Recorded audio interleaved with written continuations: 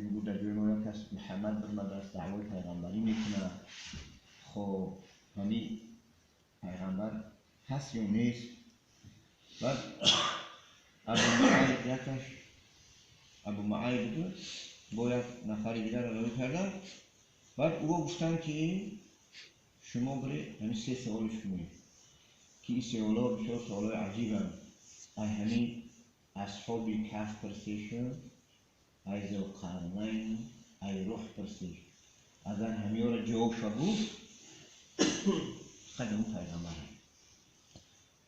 بعد اومدن گفتن چیه؟ گفتن توی خبری خرسندی آوردن. چی؟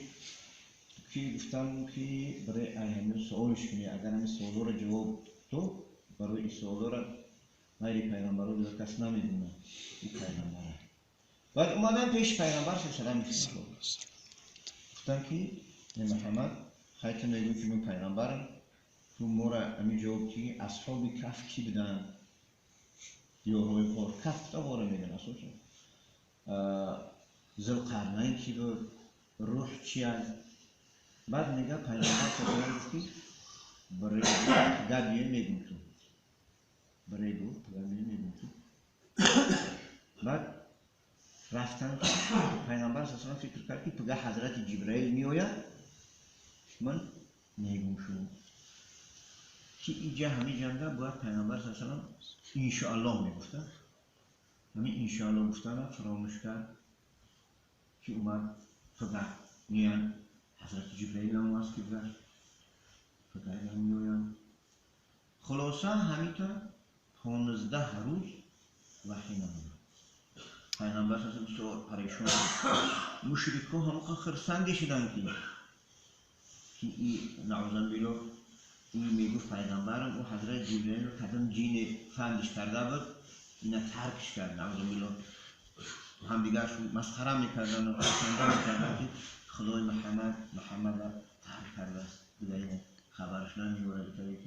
خیلی به نهایت پریشان شد پیغمبر. بعد 15 روز پس حضرت جبرئیل اومد.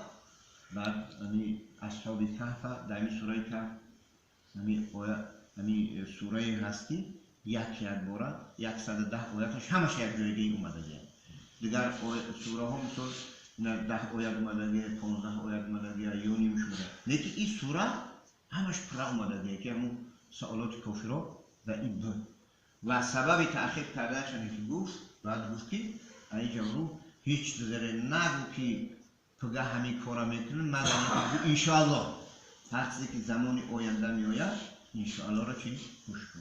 خلاصه بعد آیت آورد که مشرکان دیگر مغلوب و ضعیف شدن و پرگی همین حکایتی که کردیم بعد در تعریف ها در یک آیت. بعد او گفتن که یه روز ایستگاه باشیم یا نیم روز ایستگاه باشیم. بعد او گروه شروع که خدا میدونه و آیت کریمه اومد که لبیستو ایستادن در کهف 300 سنه 300 سال وزدادو 9 بازیاد کردنشن نه. اصلا حساب یهودی و این حسابی نمی بگیم که شمسی نه سنتیابر مثلا که ینوار اکتبر ایتالی و ایتالی 300 سال می شود. انا حساب قمری قطعی حسابش کنیم در 36 سال که 1 سال زیاد می شود، در 100 سال 3 سال زیاد می شود. 3 سال که زیاد 9 سال که زیاد می شود 309 سال می شود. برای که او سنه شمس افتابی 365 روزه او 354 روزه در 36 سال. اینم روزه برای همون قینا هر سال در روز چی پیش میاد.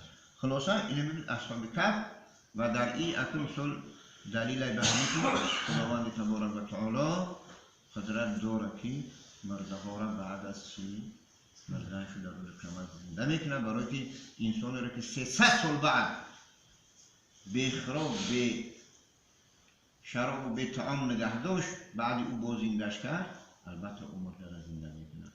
و در این که جوانین را مثلا که همه کار کردن میتونه. برای جوانی را در دین در کار دین در کار خیر صرف کردن. برای که اینا چیک کردن و دیگه شمیتی مثال سگ بود میگه پای اصحاب کفا گرفت پای آدمای خوبا گرفت و یه آدم شد که بهش میرم آدمای نیک اولیمو و آدمای خوبا در صحبت ایستادن همراهی کردن یادم کردن شد یک درجه و فضیلت زیاد داره بعد یک حدیث را میگه حضرت انس رضی الله تعالی عنه که میگه قطعی پیغمبر صلی الله علیه وسلم بوده یک کس اومد گفت که یا رسول الله قیامت کی نشود که بعد پیغمبر صلی الله علیه وسلم گفت که تو برای قیامت چیکاری که تو پرسیده ایسا چی خیر چی توشه داری که آدم کم تر چی شده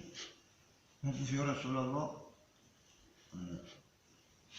اوقن نمازی بسیارم ندارم روزه بسیارم ندارم خیر بسیارم ندارم نیکی همی خدا و پیغمبر دوست میدارم بعد پیغمبر صلی الله علیه و آله گفت المرء مع من احبه گفت انسان به همراه کسی است که را دوست میداره تو خدا و پیغمبر را که دوست داری در روز قیامت قطعی همو پیغمبر میتونی به حضرت انس میگه که منم خوشحال شدم که من پیغمبر و حضرت ابوبکر حضرت عمر را دوست میدارم یعنی مقصد که همه علما را دوست داشتن علما را نیک بدن این دلیلی که خداوند هر روز قیامت قطعی همو حشر میده انشاءالله یاردم کردنشان نتونی یک دوستش بدو نخیر خدا نکرده نامونی هیچ چی نمینه با بد میبینه اینه موقع حدیث که همون پیغمبر صلی الله علیه و آله دوست که کسی را که دوست بداری در همون گروه خداوند چی حشر میکنه و آخر دعوانا ان الحمد لله ما شما را اتصال فرعانه رسول حمد لله دلیل ما شما محبت خدا و محبت پیغمبر و محبت علما و محبت دین سببی حشر شدن با همراهی پیغمبر و علما ربنا آتنا في الدنيا حسنة وفي الآخرة حسنة وقنا عذاب النار سبحانك اللهم وبحمدك نشهد أن لا إله إلا أنت نستغفرك ونتوب إليك برحمتك اونم در کانون شهر گذاشته که بعضی ها میگن قریبه نمی لبنان و نمی چی ها میگه وایم یکی مو تفسیر معارف میگم که زیرا که حدیث آیت ده صراحتا شهرش نامده است برای قذرات نداره میگم حدیث خلافونه بعضی ها دسته مالیزیا و اونجا میگن خلاصه که صراحتا معنی سه سوال تفسیر اصلا کافر روح چیه بسید؟ معنی روح بعد او میگن قل الروح من امر ربی این روح چیزی هست که خیلی پروردگاره و ما اوتیتم من العلم این را خداوند خلق کرده است یگان کس به اصلش نمیرسه حتی که نمی زمان ها در کامور یا وزن دور و اینا دور سنجش کنن که نه همین مرده را قریب مردن شده در ترولو کشیدنش یا وزن بعد یه روزش میکشن همون وزن یکو چی کم نشده برای چیزی را که خدا گمجو کده است او را هیچ کرده